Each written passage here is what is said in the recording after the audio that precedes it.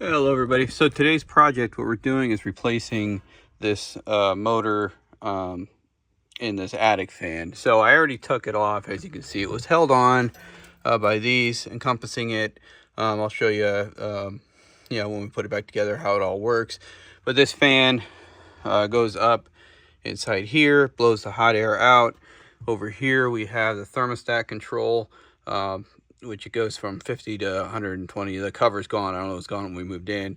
You see some of the wiring we already took off. We cut the power and all that. So what we're going to do today is replace the motor. What I found, the motor went out on this one, and a whole new unit was like 180 bucks.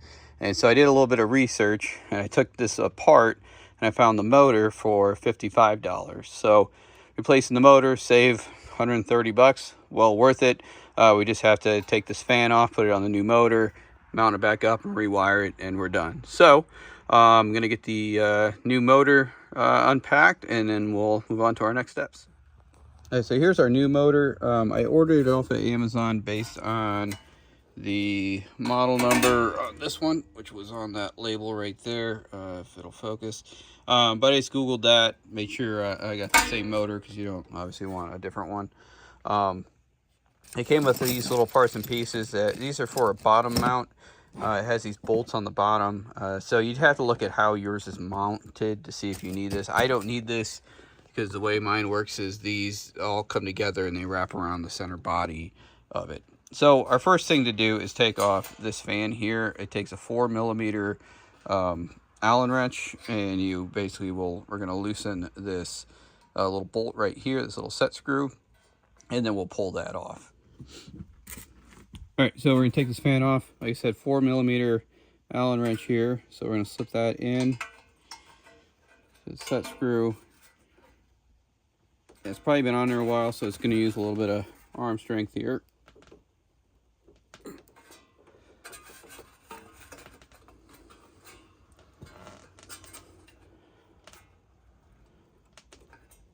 There we go.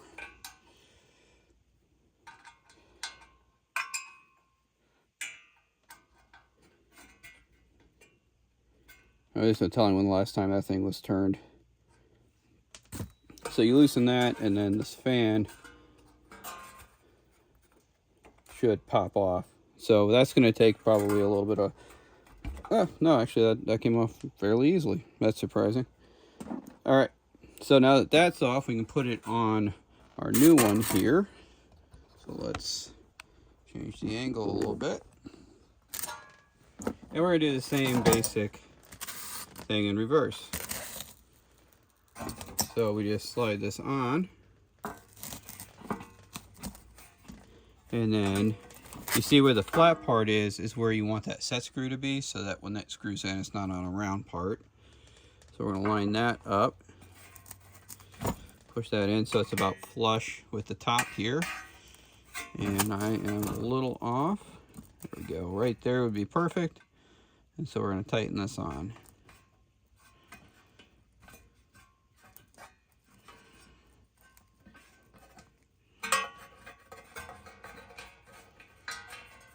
Alright, so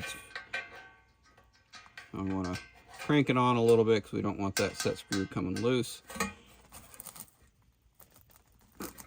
Alright, so that is done. So now that that is done, I am going to put it into place, and we're going to secure it, and then we'll worry about the wiring. Alright, so here, hopefully I won't be saying any cuss words. I'm trying to get this this in here. The other one came out fairly easily, so I'm hoping this will just kind of go in, because you kind of got to bend the stuff around. Luckily it's not hard metal, so you can bend them, but you don't want to bend the fan, right? You just want to bend the brackets here. There, that wasn't too bad. But now will be the pain in the butt part on getting these all lined up so that we can put the bolts back in. So that is going to be the difficult, possibly difficult. I guess we'll see. But I'm going to try just getting one started here. And just kind of visually looking to line up the hole. because it's going to bind it first because it's not going to fit perfect. Well, if you can get a couple spins on it like that. So that one's okay. So now I can kind of loosen, let my arms fall for a second. And then we're going to attempt the second bolt. I guess I'll do this one here. And same thing, put it through, try to line up with the existing hole.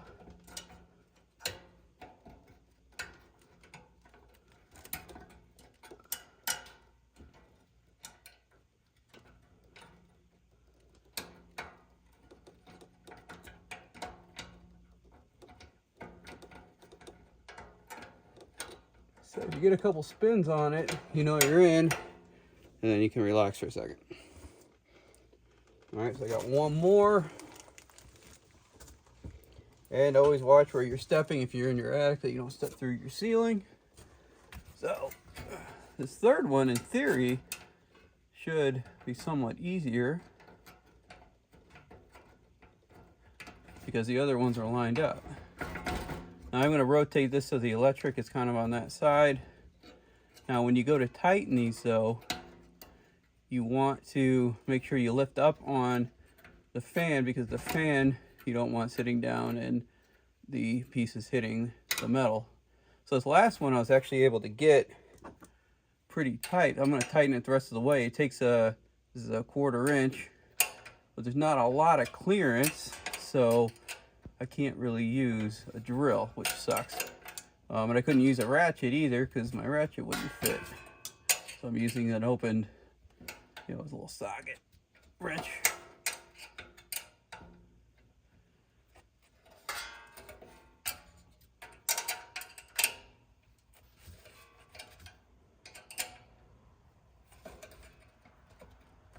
All right, so that one's tight all the way. You can tell it's not tight on the piece, but we'll get there. So now I'll just work on this second one here. It's the same thing. I'm gonna do what I can by hand because it'll go faster.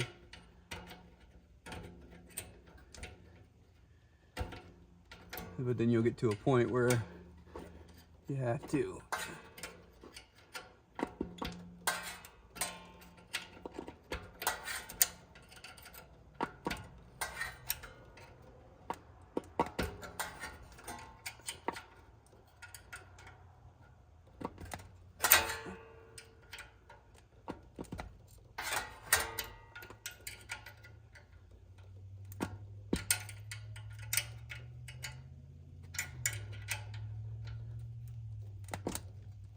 right.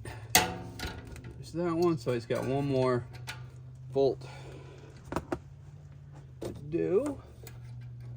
It always sucks working above your head. So on this one, I definitely have to make sure that I have this push up so that the blades aren't hitting the metal.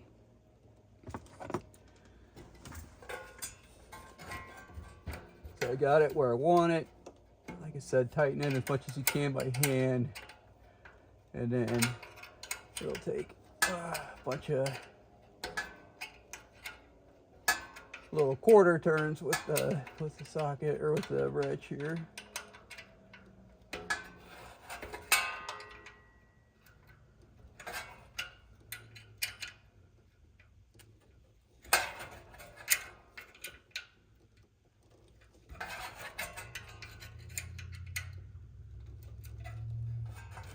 All right.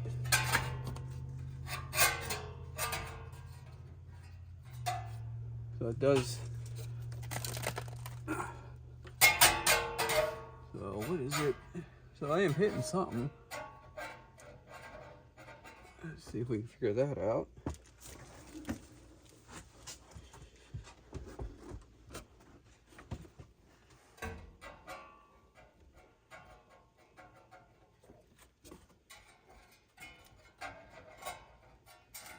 All right, so I'm hitting this back bracket here. I didn't have it up high enough. So what we'll do is loosen it and push it up, because you definitely want that to be free. You know, you don't want it hitting the metal.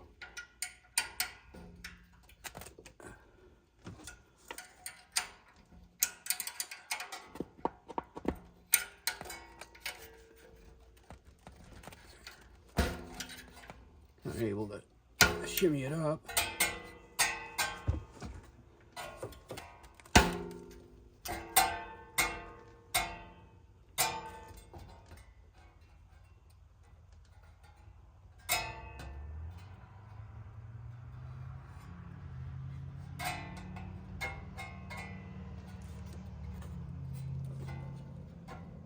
All right, still hitting that.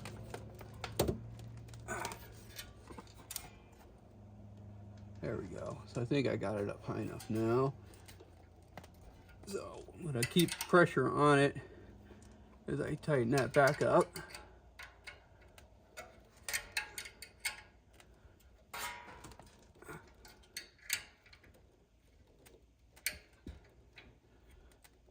All right, there we go. Now we can spin and it's not hurting anything. You're not hitting, so we're good.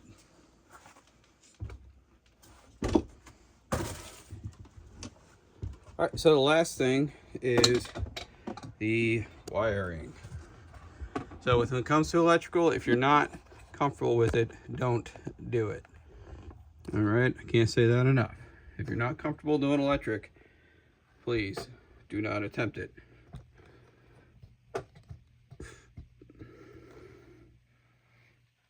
All right, mine's kind of a mess of wires because I'm reusing the old stuff here. All right, so this is the old thing here. It's coming in. I don't have a cover or anything, but here's my power, and here is my white. So the whites were connected to the neutral itself, right?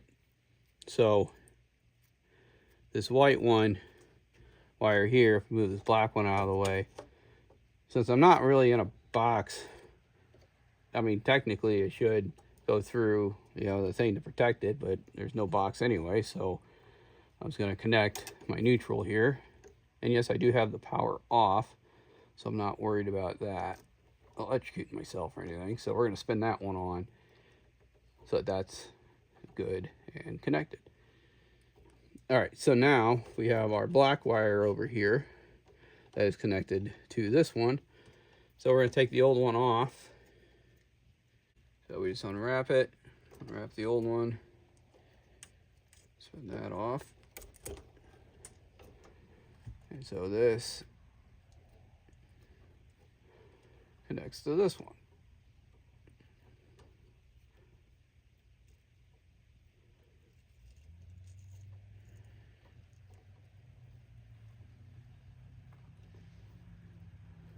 So now this old one can come off, but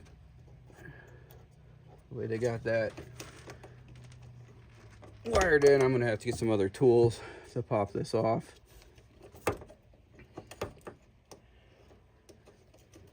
We got this thing.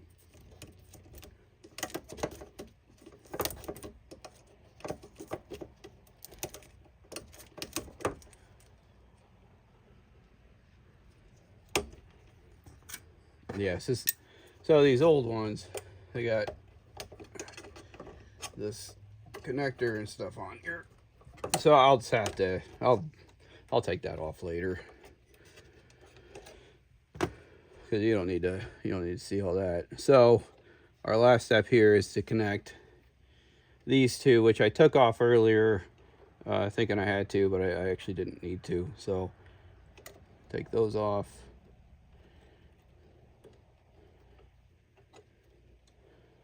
And spin those together.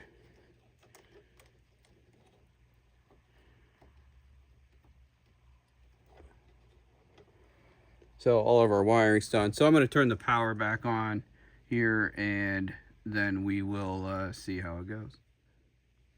All right, so I got the power back on, and let's get a little bit closer here.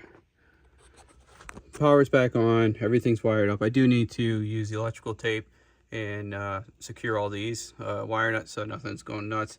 I know this is a jumbled mess, but without that cover, there's not a lot I can do. I'll just tape it up, and it's up in the attic. I'm not too worried about rodents and stuff, so I'm gonna let it fly, just because I don't really have a good way other than buying a new box and cover, which I'm just too cheap to do right now. But with the power on, right now this is set to 120. So fully, would that be clockwise, is 120 degrees Fahrenheit.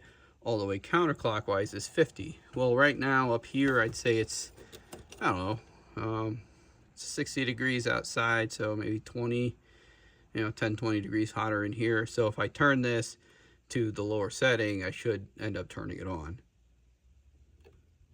Oh, and there we go.